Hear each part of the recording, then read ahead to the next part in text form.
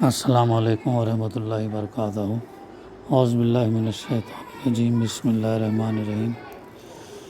محترم حاضرین، حج کے متعلق ہماری گفتگو جاری تھی، اس کو آگے بڑھاتے ہوئے یہ حج قیام امن کی سب سے بڑی تحریک ہے۔ اسلام صرف اتنا ہی نہیں کرتا، اس سے بڑھ کر یہاں اور بہت کچھ ہے۔ اس نے لازم کیا ہے کہ سال کے 4 مہینے جو حج اور عمرہ کے لیے مقرر کیے گئے ہیں، ان میں کوشش کی جائے کہ کعبے کی طرف آنے والے تمام راستوں میں امن قائم رہے۔ یہ دنیا میں امن قائم رکھنے کی سب سے بڑی دوامی تحریک ہے، اور اگر دنیا کی سیاست کی باغیں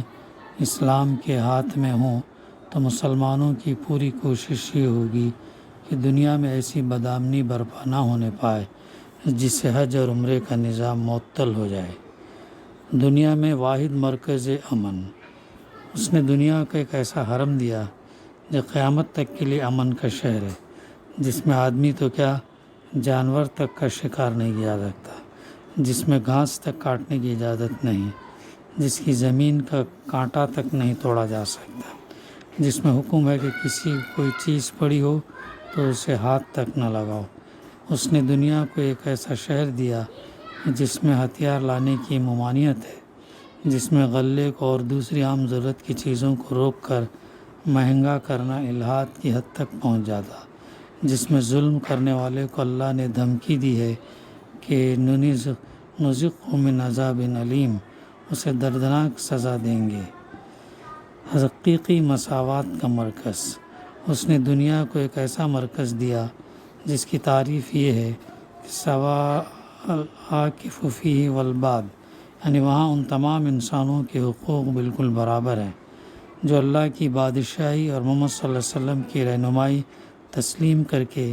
اسلام کی برادری میں داخل ہو جائیں۔ خواہ کوئی شخص امریکہ کا رہنے والا ہو یا افریقہ کا، چین کا ہو یا ہندوستان کا، اگر وہ مسلمان ہو جائے تو مکے کی زمین پر اس کے وہی حقوق ہیں جو خود مکے والوں کے ہیں۔ پورے حرم کے علاقے کی حیثیت گویا مسجد کی سی حیثیت ہے کہ جو شخص مسجد میں جا کر کسی جگہ اپنا ڈیرا جما دے، وہ جگہ اسی کی ہے، کوئی اس کو وہاں سے اٹھا نہیں سکتا، نہ اس سے کرایہ مانگ سکتا ہے، مگر وہ اس جگہ خواہ تمام عمر بیٹھا رہا ہو، اسے یہ کہنے کا حق نہیں ہے کہ یہ جگہ میری ملک ہے، نہ وہ اس کو بیچ سکتا ہے، نہ اس کو کرایہ وصول کر سکتا ہے۔ حتیٰ کہ جب وہ شخص اس جگہ سے اٹھ جائے تو دوسرے کو بھی وہاں ڈیرا جمانے کا ویسا ہی حق ہے جیسا اس کا تھا۔ بالکل یہی حال پورے مکے کے حرم کا ہے۔ نبی صلی اللہ علیہ وسلم کا ارشاد ہے کہ مکہ تو مناق لمن سبق، یعنی جو شخص اس شہر میں کسی جگہ آ کر پہلے اتر جائے وہ جگہ اسی کی ہے، وہاں کے مکانوں کا کرایہ لینا جائز نہیں ہے۔ حضرت عمر رضی اللہ نے وہاں کے لوگوں کو حکم دے دیا تھا کہ اپنے مکانات کے گرد صحنوں پر دروازے نہ لگاؤ تاکہ جو چاہے تمہارے صحن میں آ کر ٹھہر سکے۔ بعض فقہا نے تو یہاں تک کہا ہے کہ شہر مکہ کے مکانات پر نہ کسی کی ملکیت ہے اور نہ وہ وراثت میں منتقل ہو سکتے ہیں۔ کیا اسلام کے سوا یہ نعمتیں انسان کو کہیں اور بھی مل سکتی ہیں؟ بھائیو، یہ ہے وہ حج جس کے متعلق فرمایا گیا تھا کہ اسے کر کے دیکھو، اس میں تمہارے لیے کتنے منافع ہیں۔ میری زبان میں اتنی قدرت نہیں کہ اس کے سارے منافع گنا سکوں، تاہم اس کے فائدوں کا یہ ذرا سا خاکہ جو میں نے آپ کے سامنے پیش کیا ہے، اسی سے آپ سمجھ سکتے ہیں کہ یہ کیا چیز ہے۔ ہماری قدر ناشناسی۔ مگر یہ سب کچھ سننے کے بعد اس سے پہلے ذرا آنکھیں بند کر کے اپنے دل میں اس نقشے کا تصور تو کیجیے کہ ادھر مشرق سے، ادھر جنوب سے، ادھر مغرب سے، ادھر شمال سے ان گنت قوموں اور بے شمار ملکوں کے لوگ ہزاروں راستوں سے ایک ہی مرکز کی طرف چلے آ رہے ہیں۔ شکلیں اور صورتیں مختلف ہیں، رنگ مختلف ہیں، زبانیں مختلف ہیں، مگر مرکز کے قریب ایک خاص حد پر پہنچتے ہی سب اپنے اپنے قومی لباس اتار دیتے ہیں اور سارے کے سارے ایک ہی طرز کا سادہ یونیفارم پہن لیتے ہیں۔ احرام کا یہ یونیفارم پہننے کے بعد علانیہ یہ معلوم ہونے لگتا کہ سلطان عالم اور بادشاہ زمین اور آسمان کی یہ فوج جو دنیا کی ہزاروں قوموں سے بھرتی ہو کر آ رہی ہے، ایک ہی بادشاہ کی فوج ہے، ایک ہی اطاعت اور بندگی کا نشان ان سب پر لگا ہوا ہے، ایک ہی وفاداری کے رشتے میں یہ سب بندھے ہوئے ہیں اور ایک ہی دارالسلطنت کی طرف اپنے بادشاہ کے ملاحظہ میں پیش ہونے کے لیے جا رہے ہیں۔ یہ یونیفارم پہنے ہوئے سپاہی جب میقات سے آگے چلتے ہیں تو ان سب کی زبانوں سے وہی ایک نعرہ بلند ہوتا ہے، لبیک اللہم لبیک لا شریک لک لبیک۔ بولنے کی زبانیں سب کی مختلف ہیں مگر نعرہ سب کا ایک ہی ہے۔ پھر جوں مرکز قریب آتا جاتا ہے، دائرہ سمٹ کر چھوٹا ہوتا چلا جاتا ہے، مختلف ملکوں کے قافلے ملتے چلے جاتے ہیں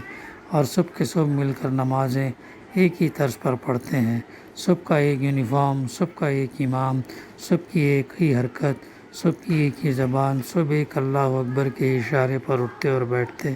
اور رکوع اور سجدہ کرتے ہیں اور سب اسی ایک قرآن عربی کو پڑھتے اور سنتے ہیں۔ یوں زبانوں اور قومیتوں اور وطنوں اور نسلوں کا اختلاف ٹوٹتا ہے اور یوں خدا پرستوں کی ایک عالمگیر جماعت بنتی ہے۔ پھر جب یہ قافلے ایک زبان ہو کر لبیک لبیک کے نعرے بلند کرتے ہوئے چلتے ہیں، جب ہر بلندی اور ہر پستی پر یہی نعرے لگتے ہیں، جب قافلوں کے ایک دوسرے سے ملنے کے وقت دونوں طرف سے یہی صدائیں اٹھتی ہیں، جب نمازوں کے وقت اور صبح کے تڑکے میں یہی آوازیں گونجتی ہیں، تو ایک عجیب فضا پیدا ہو جاتی ہے جس کے نشے میں آدمی سرشار ہو کر اپنی خودی کو بھول جاتا ہے اور اس لبیک کی کیفیت میں جذب ہو کر رہ جاتا ہے۔ پھر کعبے پہنچ کر تمام دنیا سے آئے ہوئے آدمیوں کا ایک لباس میں ایک مرکز کے گرد گھومنا، پھر سب کا ایک ساتھ صفا اور مروہ کے درمیان سعی کرنا، پھر سب کا مینا میں کیمپ لگانا، پھر سب کا عرفات کی طرف کوچ کرنا اور وہاں ایک امام سے خطبہ سننا، پھر سب کا مزدلفہ میں رات کو چونی ڈالنا، پھر سب کا ایک ساتھ مینا کی طرف پلٹنا، پھر سب کا متفق ہو کر جمرہ عقبہ پر کنکریوں کی چاند ماری کرنا، پھر سب کی قربانیاں کرنا، پھر سب ایک ساتھ کعبے کی طرف پلٹ کر طواف کرنا، پھر سب کا ایک ہی مرکز کے گرد اگر نماز پڑھنا، یہ اپنے اندر وہ کیفیت رکھتا ہے جس کی نظیر دنیا میں ناپید ہے۔ تو ایک مقصد، ایک مرکز پر اجتماع، دنیا بھر کی قوموں سے نکلے ہوئے لوگوں کا ایک مرکز پر اجتماع، وہ بھی ایک ایسی گڑبڑ ہو گیا تو دنیا بھر کی قوموں سے نکلے ہوئے لوگوں کا ایک مرکز پر اجتماع، اور وہ بھی ایک ایسی دل یکجہتی کے ساتھ، ایسی ہم خیالی و ہم آہنگی کے ساتھ، ایسے پاک جذبات، پاک مقاصد اور پاک اعمال کے ساتھ۔ حقیقت میں اتنی بڑی نعمت ہے جو آدم کی اولاد کو اسلام کے سوا کسی نے نہیں دی۔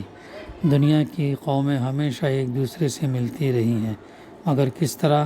میدان جنگ میں گلے کاٹنے کے لیے، یا صلح کا کانفرنسوں میں ملکوں کی تقسیم اور قوموں کے بٹوارے کے لیے، یا مجلس اقوام متحدہ میں تاکہ ہر قوم دوسری قوم کے خلاف دھوکے، فریب، سازش اور بے ایمانیوں کے جال پھیلائے اور دوسروں کے نقصان سے اپنا فائدہ حاصل کرنے کی کوشش کرے۔ تمام قوموں کے عام لوگوں کا صاف دلی کے ساتھ ملنا،